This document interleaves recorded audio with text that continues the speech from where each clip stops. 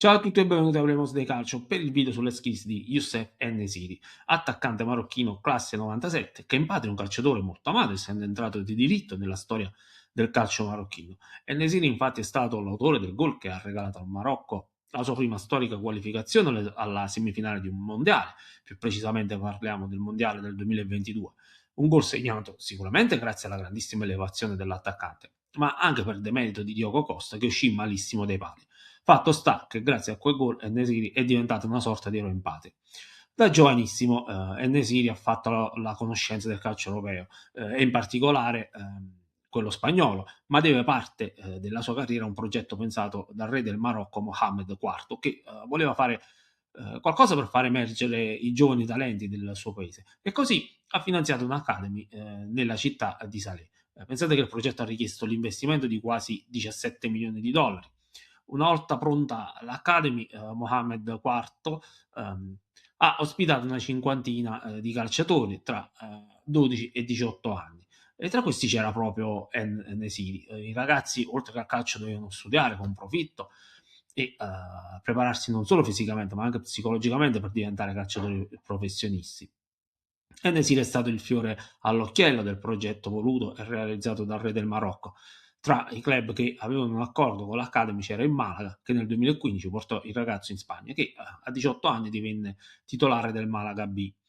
Il giovane attaccante fece bene, tanto da essere incorporato nel 2016 alla prima squadra, che all'epoca era allenata dal mitico Juan de Ramos.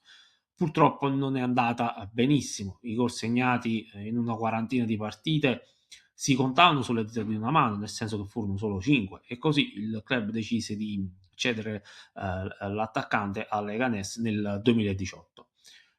En-Nesyri giocò bene, a fine campionato aveva segnato 9 gol alla prima stagione, inizia la successiva con il Leganés segnando 4 gol in campionato per poi passare a gennaio al Siviglia. Senza dubbio una delle sue stagioni migliori, quella del 2020-2021, con 24 gol segnati tra campionato e Champions League.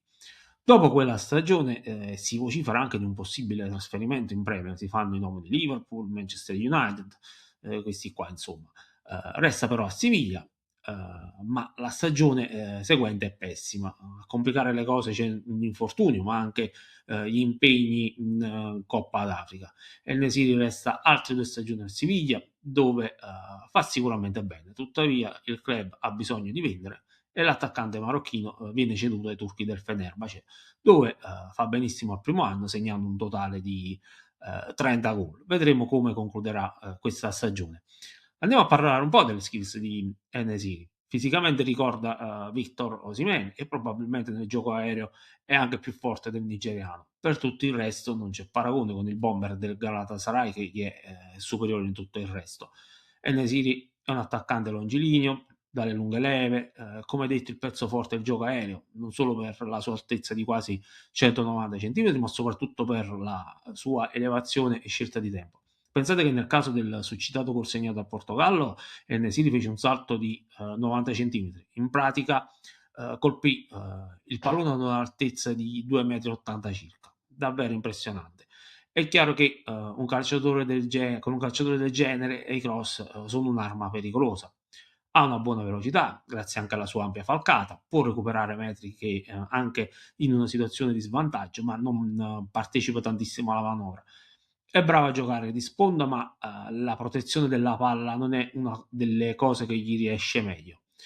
Davanti alla porta ha la freddezza necessaria. En-Nesyri non è un attaccante che mi esalta più di tanto, tuttavia se sfruttato nel modo giusto ritengo che possa far bene.